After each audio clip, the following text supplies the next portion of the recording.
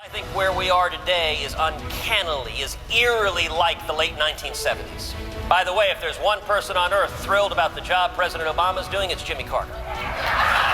Texas Senator Ted Cruz lighting up the crowd at the Republican Leadership Conference in New Orleans yesterday. He won their presidential straw poll after that speech. Senator, congratulations for that. Thanks for being here this morning. Thank you, George. It's great to join you. First, let's get your reaction to the Bergdahl deal. Well, look, all of us celebrate with Sergeant Bergdahl, with his family. I mean, looking at his parents there, I mean, that's emotional and it's powerful. At the same time, the terms of the deal are very troubling. Why? Well, for one thing, how many soldiers lost their lives to capture those 5 Taliban terrorists that we just released? You know, Ambassador Rice basically said to you, yes, U.S. policy has changed. Now we make deals with terrorists. And the question going forward is have we just put a price on other U.S. soldiers? What does this tell terrorists? That if you capture a U.S. soldier, you can trade that soldier for 5 terrorists we've gone after? So I mean, that's a very dangerous precedent. If you were president, you wouldn't have negotiated? I do not think the way to deal with terrorists is through releasing other violent terrorists. I mean, but what if that's the only way to get Bergdahl home? It's not the only way. We can go in and use military force as needed to rescue our fallen compatriots. But look, Sergeant Bergdahl was fighting to capture these terrorists. Can you imagine what he would say to his fallen comrades who lost their lives to stop these people who were responsible, either directly or indirectly, for threatening or taking U.S. civilian lives? I mean, that's why we sent our soldiers there. And the idea that we're now making trades, what does that do for every single soldier stationed abroad? It says the reason why the U.S. has had the policy for decades of not negotiating with terrorists is because once you start doing it, every other terrorist has an incentive to capture more soldiers. Of course, that policy has been broken in the past, but your policy would be no trades, never? I think it is very disturbing that we are releasing 5 acknowledged terrorist Taliban leaders in a deal with terrorists. That precedent, and you know, unfortunately, George, it's part and parcel with the pattern we've seen of the Obama administration across the board. And you saw Ambassador Rice's response to your criticism of that pattern, your response to that. Well, you know, I just got back last week from traveling to Israel and Ukraine and Poland and Estonia. And it was striking. You know, one of the things Ambassador Rice said that was absolutely correct is that America is the indispensable leader.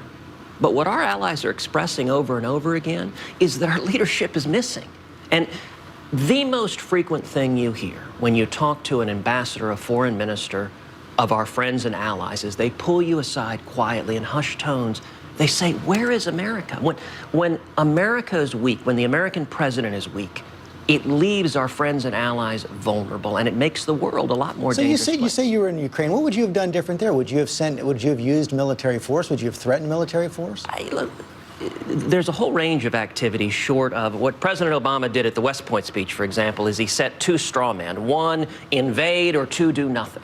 And there's a whole range of intermediate steps. Number 1, President Obama should have spoken out clearly in support of freedom, in support of the protesters when the protesters began in the Maidan Square. I had the privilege of traveling through the Maidan Square, being led by a 16-year-old high school girl who saw her compatriots shot by Army snipers, and they continue to protest for freedom. America should speak out for freedom. But then after that, we should stand with our allies and not give in to Russia. We should, number 1, right now, install the anti-ballistic missile batteries in Eastern Europe, in Poland, the Czech Republic, that were scheduled to go in 2009, that President Obama canceled in an effort to appease Putin. That hadn't worked. And number 2, we should be using energy as a tool to help liberate the Ukrainian people and to impose cost on Putin. There are over 20 applications to export liquid natural gas bottled up in the Obama administration. He should approve them, because that would be a meaningful step to stand with the Ukrainian people and free them from Russia's economic blackmail. We've seen the first chapter of Hillary Clinton's memoir, Hard Choices. It's about Benghazi, pretty defiant chapter. Here's what she has to say about Republicans in Congress. She says she will not be a part of a political slugfest on the backs of dead Americans. It's just plain wrong, and it's unworthy of our great country. Those who insist on politicizing the tragedy will have to do so without me. It sounds like she's suggesting perhaps that she's not going to testify in these new investigations. Should committees force her to testify? You know, the sad thing with Secretary Clinton is that it seems to be all politics all the time. That from what we know about this book chapter, it's pure political spin, and she's more focused on blaming the so-called vast right-wing conspiracy than on the terrorists. The truth shouldn't be partisan, and there's a pattern in this administration. The pattern is when a crisis, when a scandal emerges, to express outrage. We all remember President Obama during the debate with Mitt Romney getting angry and emotional, saying, "No one is more upset about what happened in Benghazi than I am." And yet it seems that's the last time he ever uttered the word Benghazi, because after that, after expressing outrage, they stonewall for months or years, and then they say it's old news. We need to get to the truth. Rand Paul said her handling of Benghazi is disqualifying her from the presidency. You agree? What I think is that she has deliberately stonewalled. We know, for example, that her chief political aide, Cheryl Mills, went to senior foreign services officers and told them, don't talk to the press, don't talk to members of Congress. You know, I had an exchange on the Senate floor when I asked the Senate, introduced a unanimous consent resolution for the Senate to form a joint select committee with the House to get to the truth of Benghazi. And Senator Bob Menendez from New Jersey stood up and objected.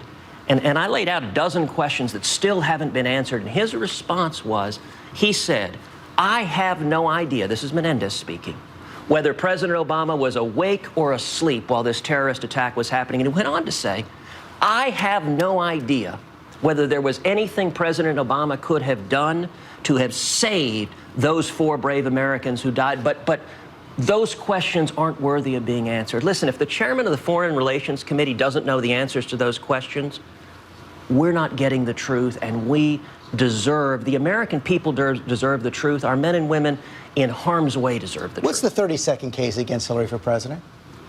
That her policies domestically and internationally haven't worked. That domestically, the Obama economic agenda is a disaster. We've got the lowest labor force participation since 1978. Millions of hardworking Americans, their lives have gotten harder. And internationally, the Obama-Clinton foreign policy is a disaster. Every region of the world has gotten worse. America has weakened. Our enemies have been strengthened.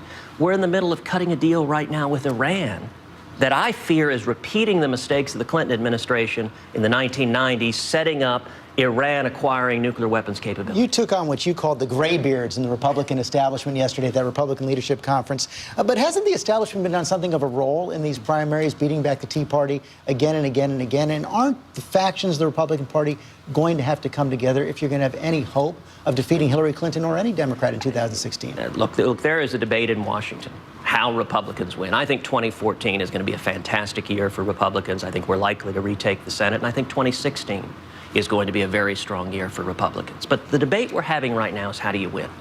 Some in Washington think the way you win is you put your head down, you don't rock the boat, you don't stand for anything. Every time we do that, George, we lose. From the perspective of the Democrats, they've got to be thrilled when Republicans do that, because in 06 it failed, in 08 it failed, in 12 it failed. The way we win is doing what we did in 2010, or for that matter in 1980, drawing a line in the sand, standing for principle, drawing a clear distinction, and making the case to the American people that an election matters. So, for example, in 2014, we should be saying, and I think a great many Republicans are saying, we will repeal every word of Obamacare because it isn't working. A lot of Republicans starting to run away from that, but you sound like you're ready to run for president. You know, what I'm ready to do is to make the case to the American people that the path we're on isn't working. That the people who have been hurt the most by the Obama economy are the most vulnerable among us. They're young people, they're Hispanics, they're African Americans, they're single moms. You know, a few weeks ago, I was in Nebraska, and a single mom came up to me at a rally, and she hugged my neck, George. And she said, I have 6 kids at home. My husband left me. He's not paying child support. I'm working 5 jobs. None of them are even 30 hours a week because of Obamacare.